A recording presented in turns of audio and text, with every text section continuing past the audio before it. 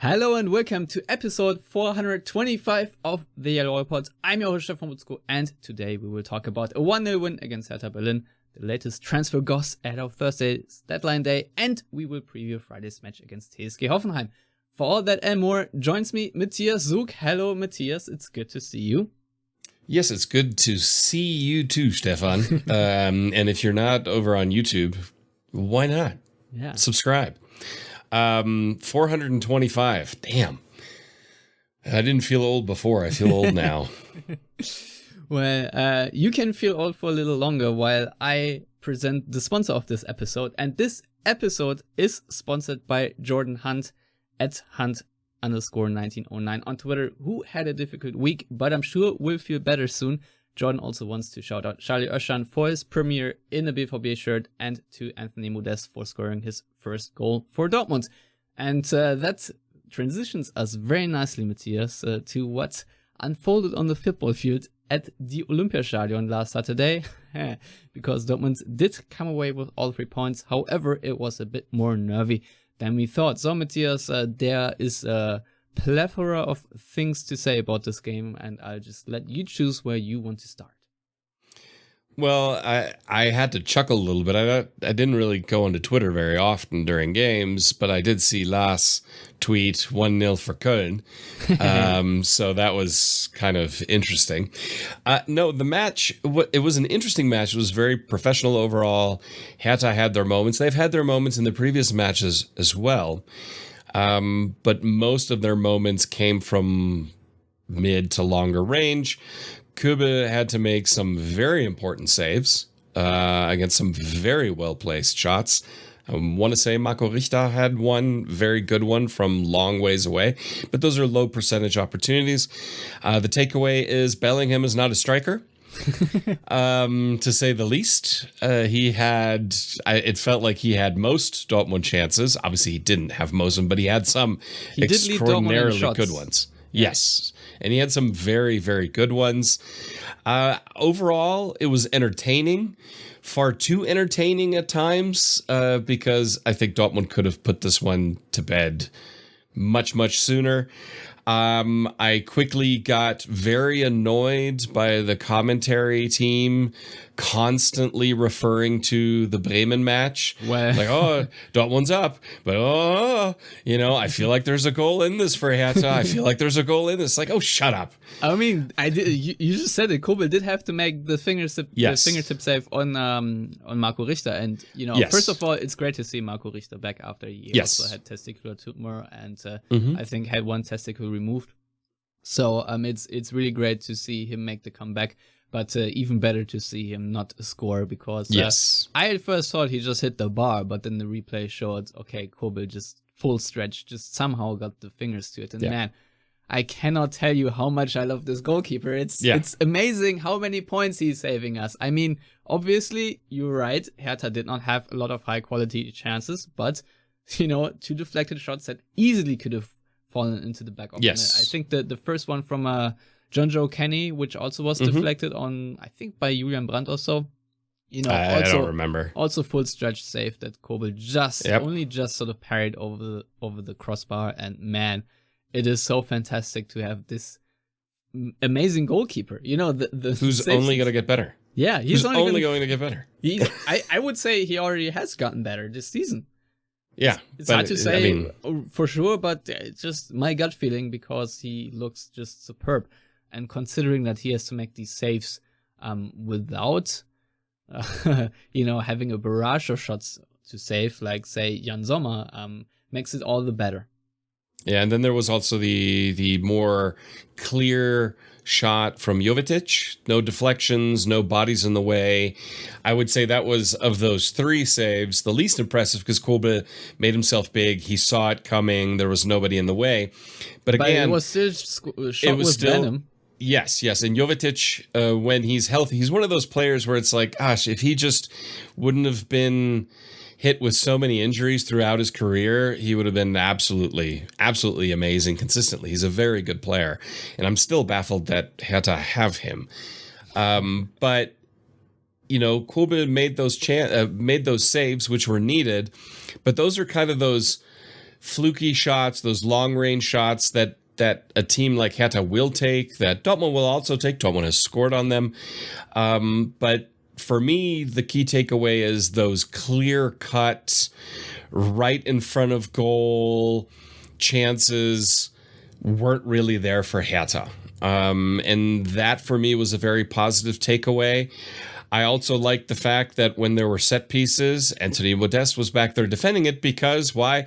He's very good in the air because, well, he scored with a header. And that is one of his strengths. In previous seasons, Holland was put back there just because he's a big body, not because he's very good in the air. That's still probably his weakest area. But Anthony Modeste, that is one of his absolute strengths. He's big, he's powerful, he's strong, he's good in the air. So that's another nice thing to see. And eventually, when Sebastian Aller is back, he will be doing the exact same thing. So that's very good. I will have to say one thing that makes me nervous, Stefan, and that is the one thing that makes me very nervous is that on corners, when Dortmund is attacking, they only have one defender to cover, and that's Guerreiro. And there was one chance where Hertha broke, essentially 3-on-1. And I was like, oh gosh. But then it was Hertha.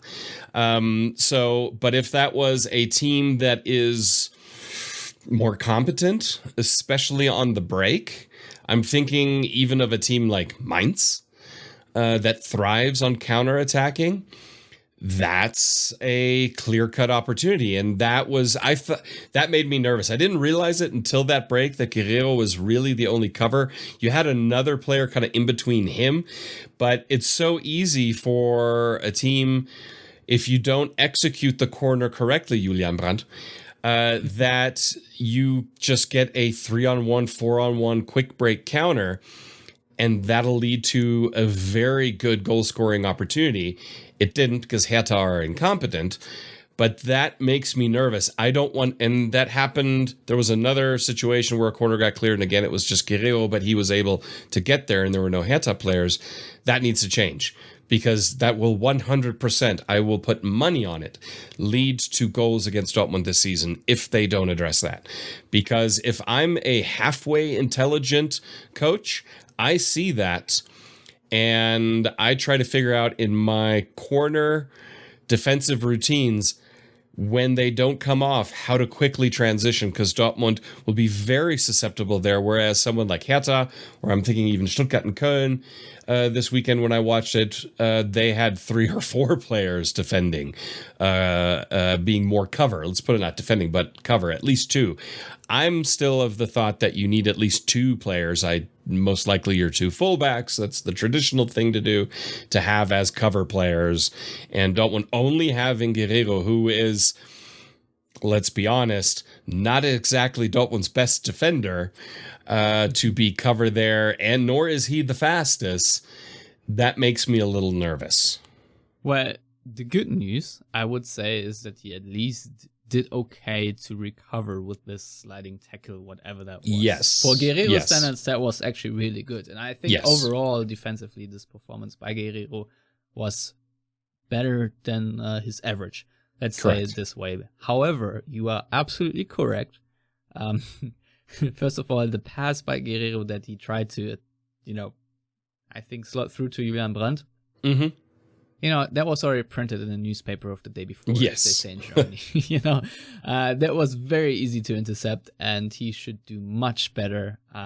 Also recognizing the situation. Sometimes you just need to punt it into the behind the goal of the other team, so you prevent a counterattack if you have the situation. Obviously, I understand that these are players that want to play football and that want to attack again.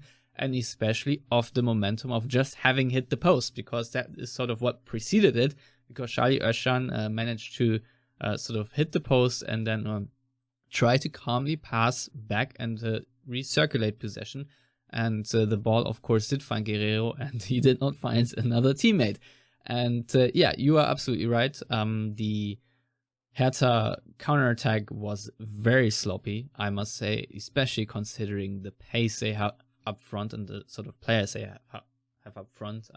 maybe that's down to it being early in the season, because even though counterattacking on paper is easy, in reality it's actually really hard, and you have to have a really blind understanding with your teammates, because you have to make quick decisions and get the timing right. But that being said, let's circle back to your rant a couple of minutes ago almost, and let me add to that I also absolutely hate the set piece delivery of Borussia Dortmund this season so far, because I think the best set pieces that I've seen all season actually were in the preseason from a player called Prince Anning, and that is not good because Julian Brandt and whoever else has been taking set pieces so far, not good. I'm not a fan. Not in-swingers, out-swingers. You had one out-swinger go behind the touchline, which, you know, is instantly bad, but also there's just very little threat to it. You know, it's not sharp enough, it is not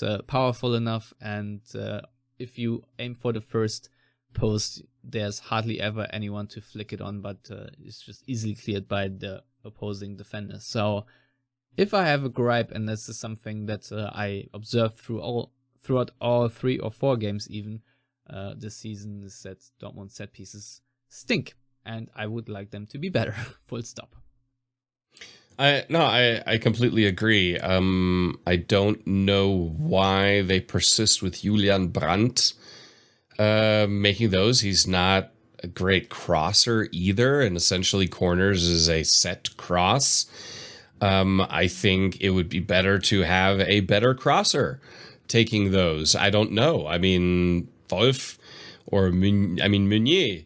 If you want to talk about a strength in a player, his crosses have always been dangerous. Or Guerreiro. I mean, Guerreiro is also a good set piece taker normally. I would then rather see Brandt kind of on the edge. I almost would have said Özcan just because. Did you see that cross? Yeah, but really good. Yeah, however, you don't want to have him at the corner flag. No, you need him centrally to kind of do that kind of cover role. I would then, since Guerreiro is also not pacey, why not have him do the quarters and then have your right back also in the cover team and another winger in that situation. But it's interesting that you mentioned Salih Özcan, because I just kind of want to say that I already love him and I hope he stays forever. I mean, no, it was just one match against a shit team. But I understand that reaction, yes. But he combines my favorite attributes of Emre Can without all the crap. And adds to that a passing range. He's not Dahoud in terms of creativity and passing, but I really like him, and I think he is exactly the kind of player Dortmund need. I'm curious to see what Terzic does when he has a fully fit Dahoud, Bellingham, Özcan. Because in a 4-2-3-1, one of those players is not playing. And I don't know which one I would go, they don't deserve to play. Well, here's a good news, and that reminds me of Konstantin Egner being on the show previously, and he said that if you maybe do not play with an out-and-out striker up front, say you play with Moukoko instead of Modeste, just to theorize here, but then you need a hold-up-ish number 10, and that would mean that you could push up Jude Bellingham into that 10 slot and give Marco Reus a well-earned rest, and then have Özcan and Dahoud in midfield. But the combinations in midfield and lineups are endless, but I can only concur that after one game, and we would never overreact on the Yellowwallpod, that would be very unlike us. However, I think everybody knew that when Dortmund signed Charlie Özcan for 5 million from 1. FC Köln, that he was going to be a massive impact for Dortmund, and it's very disappointing that it took so long for him to actually get into the starting 11 due to his injury. And I think everyone's theory is, had he come on for Dahoud instead of Emre Can, it would have been not a loss against Werder Bremen. So, what do we like for Özcan and what he did on the field? I think, first of all, I love the calmness in possession. Because very similar to Dahoud's job, he also drops between the center backs very often. And, it's obviously nice from Hertha to not put any pressure on anybody in build-up. That did help. Remember when Mats Hummels was tying his shoes for 30 seconds and Kobel just stepped on the ball and if I were the opponent, I would try to capitalize on that maybe and force something out. And they were like, yeah, we can wait. It's fine. We're Hertha. We don't have to do anything. We have 1 point in the table. That's all we need really. So but nevertheless, the calmness on the ball I really love, because no matter how good you are when it comes to tackling for Borussia Dortmund, keeping possession is almost as vital as to turning it back over. So I'm just happy that he is very calm with the ball, but also his body language, because it was his first game and you see him point left, right, he's directing without shouting really. He is not that type of guy. However, he blended right in, and that is to me perfect. And then of course the interceptions, the tackles and all the other stuff. Yeah, he did run out of steam a little toward the end. I think he admitted as much, and he also had some back issues, as Terzic said. However, it is just good to see that yet another signing, first time playing for Dortmund, looks like the guy that Dortmund really wanted to get. And I think Luka Gil said it, that he was actually surprised by how good he was on the ball, plus seeing everything that he wanted to see off the ball. And having a number 6 with a number 6 on the shirt, I think for Dortmund will really matter a lot. And you already talked about Jude Bellingham having the most chances, and I do not know if it's correlated or not, but my hunch is that it is. And Jude Bellingham was leading the game in shots. I think he had 5 chances, but I also do think this is because Charlie Özcan is behind him, and that gives Jude sort of the freedom that he needs to go forward without a second thought, and hence be at the end of those chances and just do more of his attacking stuff, which I personally like. And I think this is something that's even truer than when playing with Dahoud together, because Özcan is just more someone who plays, I think Terzic calls it the unsexy stuff, but just someone who helps the team. And in that regard, I think it only makes sense that after the game, Dortmund posted on social media, just Jude Bellingham sort of showering Charlie Özcan with kisses. To me, so obviously I am an unabashed, unashamed, and unapologetic fan of Thomas Delaney. Oh, I thought it was going to go as the Tottenham director. No. No. Delaney, I always loved it. I know he got hate in the beginning, but I said, no, he's exactly what Dortmund need. And Özcan is a more technically gifted version of Delaney. Özcan, you could see it. He would do the Delaney stuff, the cleanup work, get stuck in, shoulder-to-shoulder charges, recover possession, all that stuff. But the big difference is Delaney's job was then lay it off to a more creative player. There was always the joke, Delaney plays passes sideways and backwards. He's not a progressive passer. That was also not his job. Dahoud is not a defensive-minded player. That's why, as you said, Bellingham has to play more cover there. Özcan kind of can play those progressive passes, which is one thing I loved in the statistics of the match, how many progressive carries and passes Dortmund had, without being erratic about it. I like Emre Can from the kind of, how do I say this, from the grittiness standpoint, because that is just always something I feel like Dortmund lack, and his hustle. You can never fault Emre Can for hustling. He doesn't necessarily always pull it off correctly. Defending a half-field cross against Werder Bremen. Be that as it may, he's not Guerrero or half of the rest of the team where they lose possession and then they just kind of watch, which has happened too many times. It's already happened this season. Happened against Bremen. There were 1 or 2 situations even against Hertha where it was like, okay, you may want to, run back a little bit. But Özcan, as long as he can be healthy, given where the contracts are, I don't foresee Emre Can playing for Borussia Dortmund next season. Because Salih Özcan, he's already ahead of Can in the pecking order. If Terzic didn't see what he wanted to see, Can would have started, but he didn't. So I think that's a very good sign for Dortmund, also financially, overall. So yeah, I mean, Salih Özcan, to me, I'm not going to say is, if you look at player of the match, he'd be up there in the discussion. I think if Bellingham would have scored, he'd probably be it.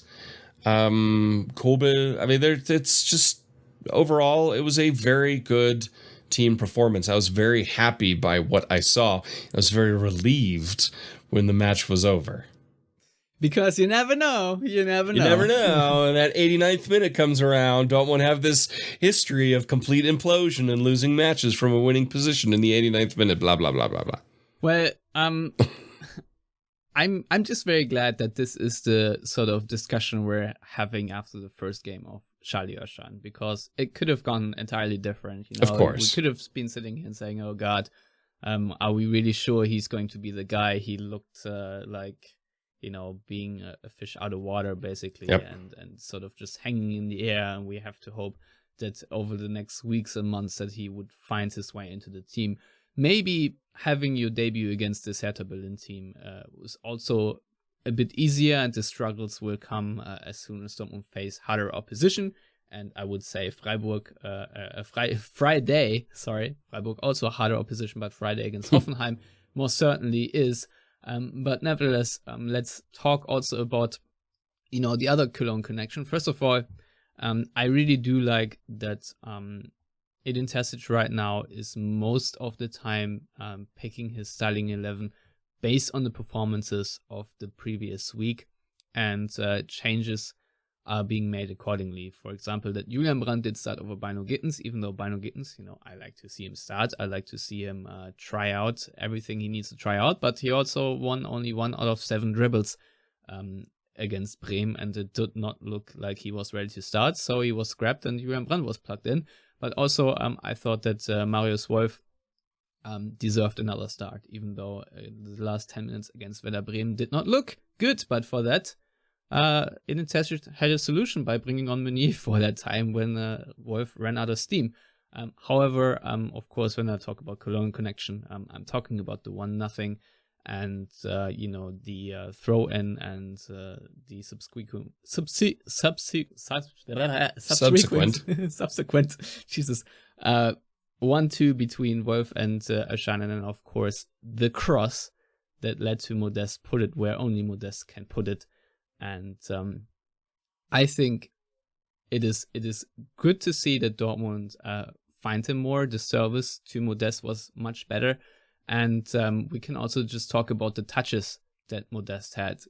Granted, against Freiburg he had 23 touches, against Bremen he had 13, and against Hertha it was 18. However, the biggest difference was he had 11 touches in the attacking third. It was 6 in the attacking third against Freiburg, and it was 1 touch in the attacking third against Bremen. So that really tells you that Dortmund not only just found him, but also found him in the spots they needed to find him. So he had a couple of really good opportunities to score before he did score, but nevertheless, I think this is a very positive development that he scores and, gets this proverbial monkey off his back. And more importantly, the way he ran to Edin Terzic to celebrate the goal, to me also just reflects that Terzic is a very good man manager. Absolutely.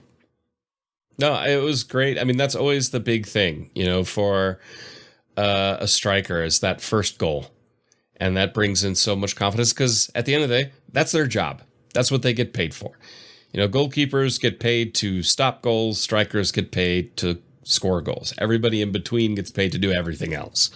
And it's a very one-dimensional job in that sense. Obviously, he has to do a lot of things, but if you're not scoring goals, you're not a striker. Then you play in the midfield next to Bellingham. But I liked his involvement. Yeah, he had one really big opportunity where he put it just wide, where even Dortmund's Twitter account went, Tony, like, oh my God, how did you miss that? But thankfully he scored so that miss isn't the thing hanging over him. Had he not scored, that miss would have been another piece of baggage, and strikers being strikers, they just tense up. I mean, we've seen that in the past with other goal-scoring players. I mean, I think, was it Sancho's last season where he had that long dry spell of no assists, no goals, and then all of a sudden it's like the dam broke and he couldn't stop scoring or assisting. And so my hope, obviously, now is that Modeste does this. I did see some people, or I actually got a DM on Twitter say, why is Modeste starting ahead of Moukoko? And I mean, after the Bremen game, it wasn't 100% warranted. You could make an argument that maybe try Moukoko instead. Yes. However, given who you were playing against, given also who was in the defense for Hertha, and that Modeste is a proven commodity as a goal scorer in the Bundesliga, I think giving him another start was the right decision, and it paid off. I think had he not scored, Terzic probably would have sat down and thought a little harder about it ahead of the next match, and which I don't understand why Dortmund have another Friday match, but whatever. Other teams gives them more time to prep for the Champions League. Yeah, it seems like other teams have more time on late Saturdays or Sundays all the time. Anyway, but it was the right decision, and I was very happy to see it, and just his joy at doing it. I mean, aside from relief, I think he's also very grateful to be in Dortmund, to have these opportunities, to be able to play in the Champions League at this stage in his career and his age. And like you said, I mean, that picture with Terzic says a lot. But we all knew that Terzic works well as a man manager. Yeah, nevertheless, it's always good to point out. I like to point out, especially with a veteran player who's not significantly much younger than him. Yeah, but overall, I thought that, that Bastian Kehl, for example, unpromptedly at the news conference, defended Modeste, saying, okay, everyone in the comments basically should pipe down a little because it's a bit too early to label him as a flop. And, obviously that is correct, but if you saw him against Werder Bremen, there was a lot of room for improvement. Yeah. Let's be real, but he should be obviously given that time. But at the same time, Dortmund just not feels like Dortmund has any time for anything, because everyone is just expecting of them to basically rival Bayern in the Bundesliga in order to give some sense of excitement to this godforsaken league. However, there are still a couple of other points that we have to point out. One real quick is that I thought that Marco Reus had a fantastic game, minus his finishing and maybe decision making in the final third. But the runs he made, and especially the defensive contributions, once again really highlight what an important player he is for Dortmund. And in that sense, I just wanted to say it real quick. But another player I wanted to talk about real quick that provides a couple of headaches right now is Karim Adeyemi, because of the misses he had. First of all, he needs to work on his balance.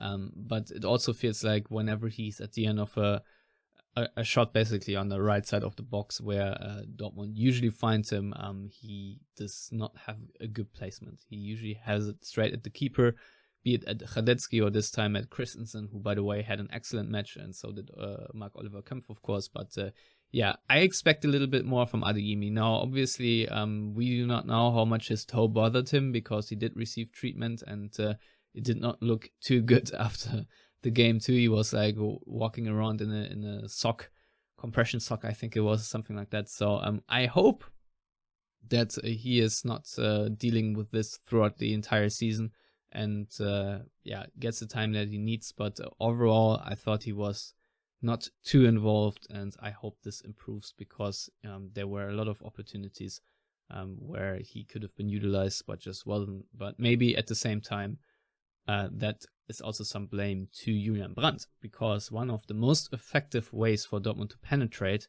the half space of Hertha was having Guerreiro laid over to Julian Brandt in the half space, relatively unmarked, and the decisions that then Julian Brandt took or didn't take were, to me, quite frustrating. I think Adam Dorowski had a couple of stats out that highlight good things about Julian Brandt, but overall, I just think play of his quality still needs to do much better, and I can understand that he remains a source of frustration for any Dortmund fan. It's just inconsistent. I mean, that's the biggest problem. He'll have absolute total moments of brilliance where you're like, he's one of the best players, and then play a 5-meter dud pass to the opposition, and where it's just like, how? I mean, that was so telegraphed. How are you not paying attention? It's not like this person was behind anybody's cover shadow and he just slipped out and you didn't notice him. He was there. He's right there. And that's the kind of stuff that frustrates me. If he's trying stuff in the opposition third, in the attacking third, and it doesn't quite come off, but he's trying some stuff, I don't have a problem with that, because you only need it to work once and bam, you're through on goal. But if he does this stuff closer to midfield or an own defense, that's especially a no. when he takes the speed out of the game. Yeah. Ugh.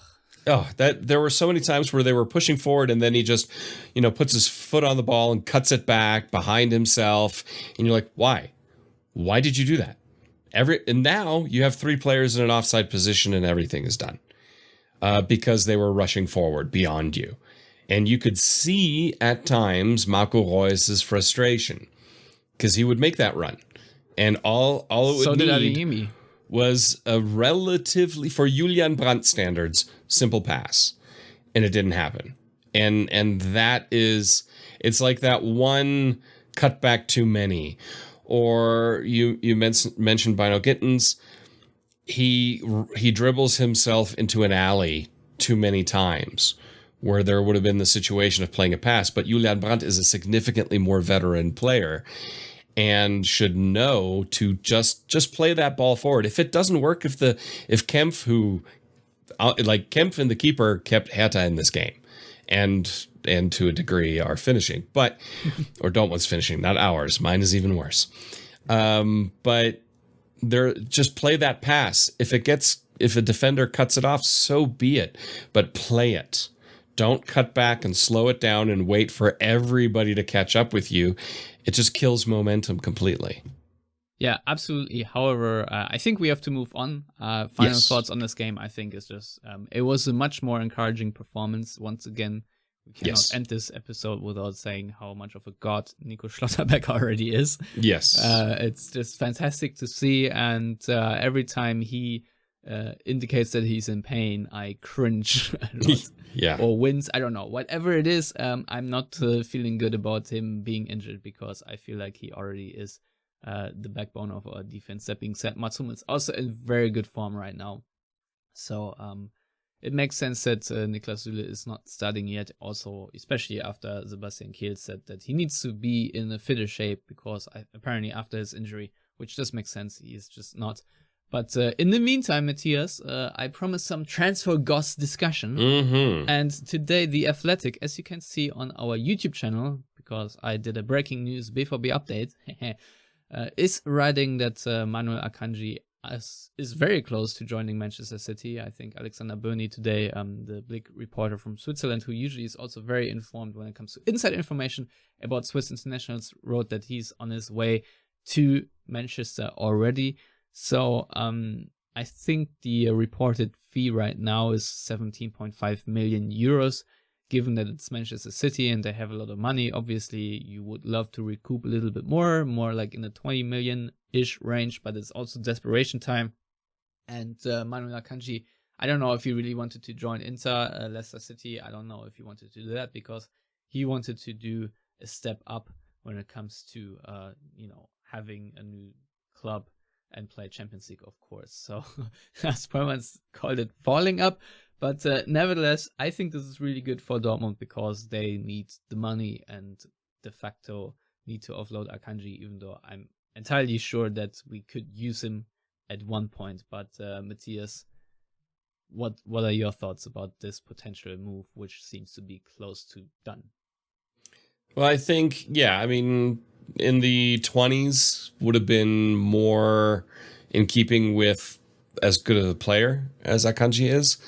But at the same time, I feel like Dortmund owe him in the sense of, okay, fine, you can go. We can deal with 17.5 and offload the wages as well. Manchester City, I think, is an interesting choice because, just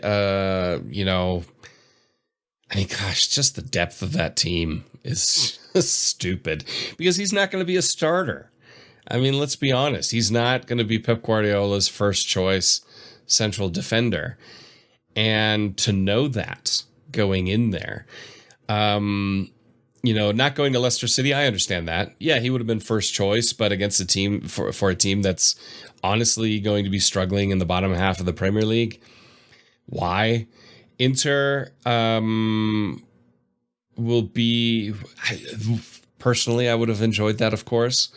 But at the same time, Manchester City is going to be easier than Inter. Inter are going to be in a struggle in every competition, not in the sense that they're bad, but just in the sense of Serie A is highly competitive. In the Champions League, they're going to be in the group with. Right. I mean, also, if you look at it, you have almost a guarantee to win the Premier League this season. Yes, you're going to win titles one way or another, whichever ones they are. With Haaland, I want to say that Manchester City now, after all, might be destined to win the Henkel Pot. Even though it's still Pep Guardiola and they've bottled it so many times and you are wondering how and why. But obviously he will join a group stage rival for Dortmund. But I almost neglect that because if they play Akanji, okay, whatever. I don't feel like it matters that much. Yeah. Yeah, I mean, it'll be nice to see him again. It'll be nice to see Haaland again. Yeah, we'll have Sergio Gomez, Haaland, Gündoğan, and then Akanji all making the Westfalenstadion comeback, which is funny to me. Yes. So, I mean, good luck to him. I'm happy for him. I don't particularly care for Manchester City, but that doesn't really matter. I think it's good all around for everyone involved. Yeah, no doubt. So, other rumors obviously are that Thomas Meunier might join Barcelona, but I think Sport 1 already shot this down, so I don't know how much time we need to spend. I don't see that. It's probably not going to happen. I'm also not sure if I want to see Serginho Dest instead of Thomas Meunier, especially so late in the window, because Dortmund will have so many games on such short notice coming up, and if you bring in a new player, you most certainly will not know the data when it comes to fitness and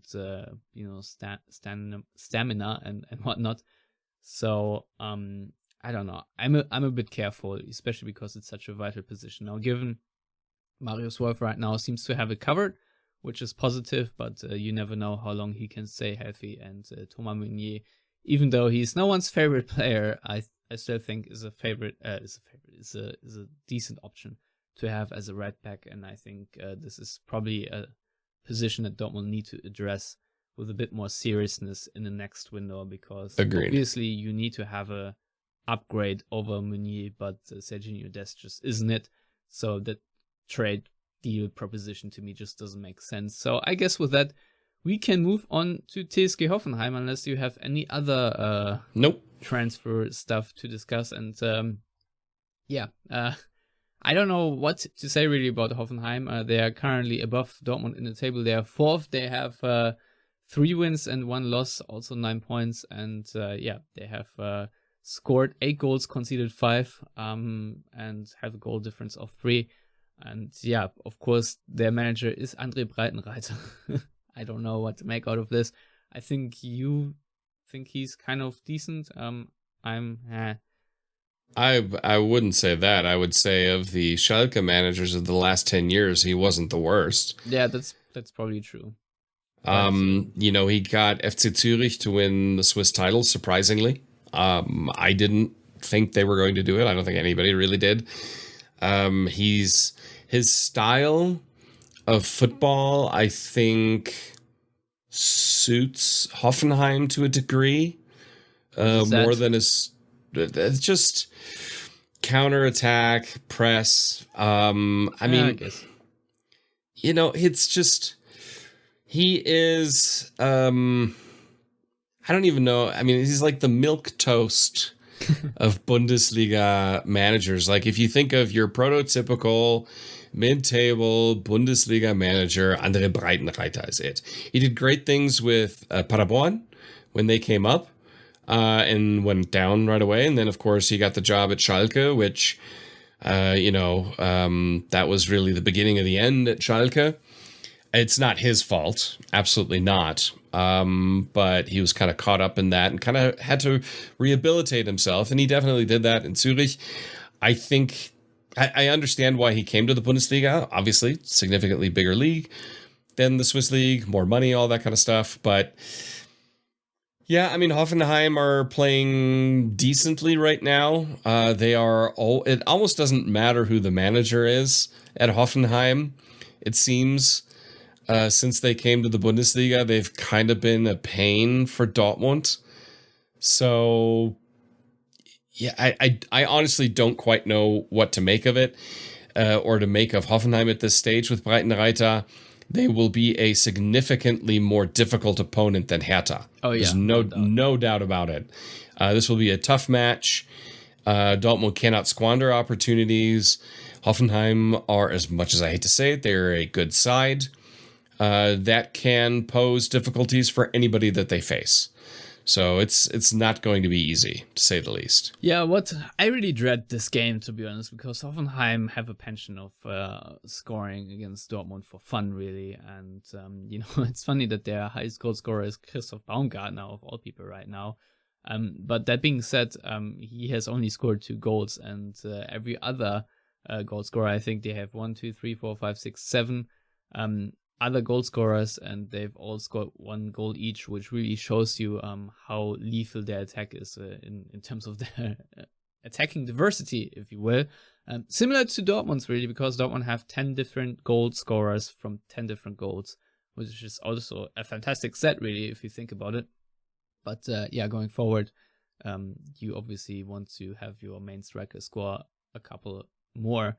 But I don't know what to make out of this game, because it's a Friday night game, and I feel like last time at home it was really Erling Haaland who saved Dortmund's butts very late, because Dortmund, as so often, had the control of the game and then around the 70th minute let go and had Hoffenheim come back.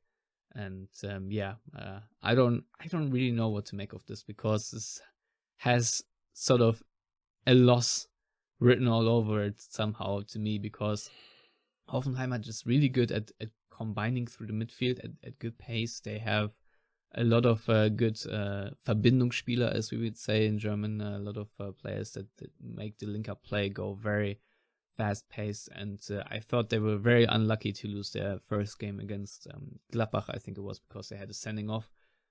Otherwise, they looked very decent and threatening in that game. I saw them, of course, completely demolished by Leverkusen, and they also looked very decent and just fun, to be honest. That backheel goal was also outrageous.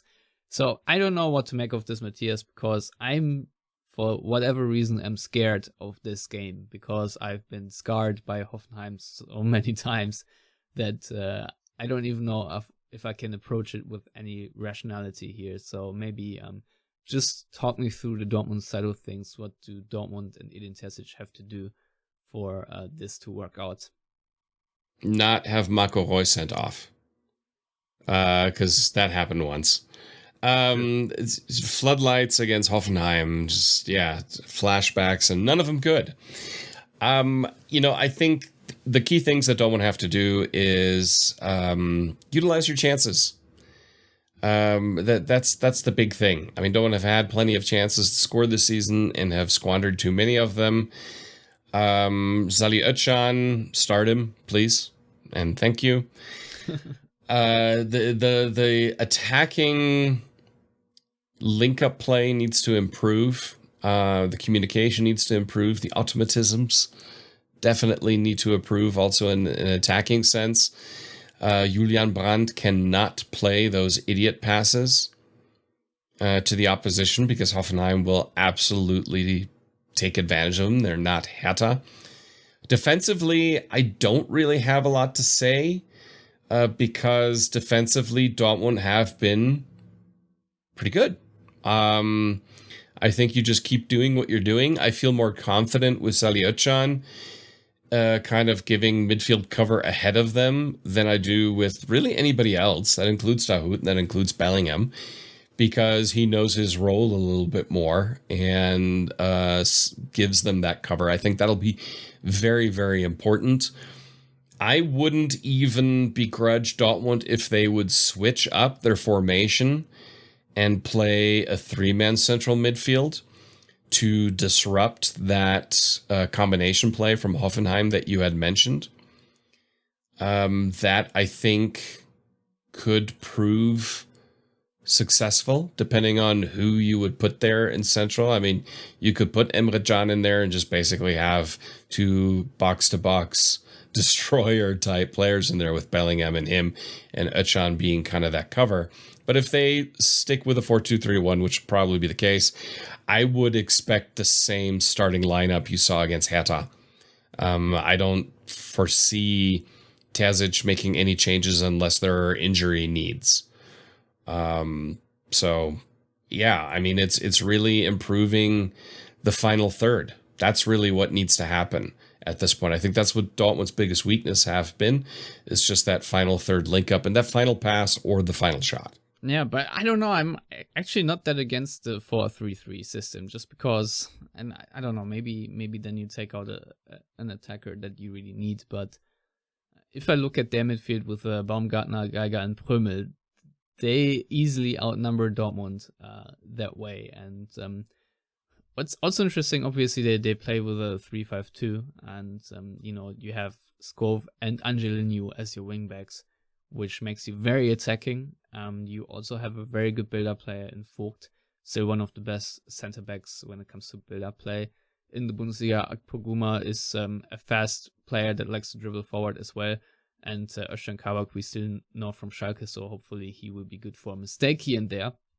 But I still think their main man is Kramaric, even though Jorginho Rüther, I think, has also managed to really hurt Dortmund in the past. But remember, wasn't it Kramaric who scored all 4 goals in that 4-0 loss where Dortmund did play in a 3-4-3. I just opened up the game.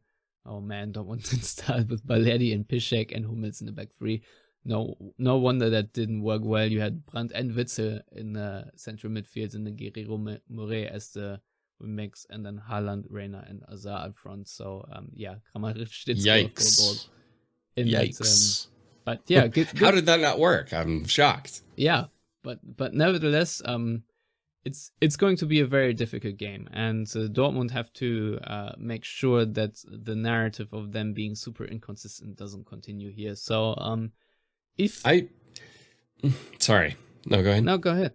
I was going to say, walking through the lineup that you said, not the Dortmund's lineup in the 3-4-3, but with Angelino specifically, he likes his crosses. He likes going forward.